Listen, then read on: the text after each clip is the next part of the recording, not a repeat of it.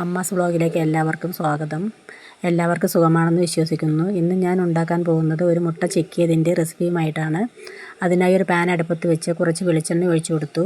അതിലേക്ക് 2 medium size സവാള ചെറുതാക്കി അരിഞ്ഞ് ചേർത്ത് കൊടുക്കാം. 2 പച്ചമുളക് ചെറുതാക്കി അരിഞ്ഞ് ചേർത്ത് കൊടുക്കാം. 6 വെളുത്തുള്ളി അല്ലി ചെറുതാക്കി അരിഞ്ഞത് കൂടി ചേർത്ത് കൊടുത്തു. നന്നായി മിക്സ് ചെയ്യാം.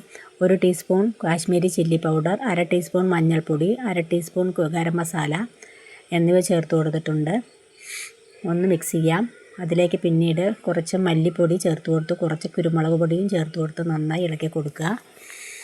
അതിലേക്ക് മീഡിയം സൈസ് ഒരു തക്കാളി ചെറിയ കഷ്ണങ്ങളാക്കി അരിഞ്ഞത് ചേർത്ത് കൊടുക്കാം. നന്നായി ഇളക്കി കൊടുക്കണം. പിന്നീട് കുറച്ച് കറുവപ്പല, മല്ലിയില ചെറിയ കഷ്ണങ്ങളാക്കി ചെറുതായി അരിഞ്ഞത് ചേർത്ത് കൊടുക്കാം. അമ്മാസ് വ്ളോഗ് കാണാത്തവരുണ്ടെങ്കിൽ ഒന്ന് കണ്ടതിന് ശേഷം സപ്പോർട്ട് ചെയ്യാൻ മറക്കരുതേ. ഇത് ഈസി റെസിപ്പിയാണ്. എല്ലാവർക്കും സിമ്പിളായി ഉണ്ടാക്കാൻ കഴിയുന്ന ഒരു കറിയാണ്. ചോറിൻ്റെ കൂടെയും അപ്പത്തിൻ്റെ കൂടെയൊക്കെ പറ്റുന്ന ചപ്പാത്തിക്ക് എല്ലാറ്റിനും പറ്റുന്ന ഒരു കറിയാണ്. എല്ലാവരും ഉണ്ടാക്കി നോക്കുക, അഭിപ്രായം പറയണേ. സിമ്പിളായിട്ട് ഉണ്ടാക്കാൻ കഴിയുന്ന ഒരു റെസിപ്പിയുമായിട്ടാണ് ഞാൻ വന്നത്.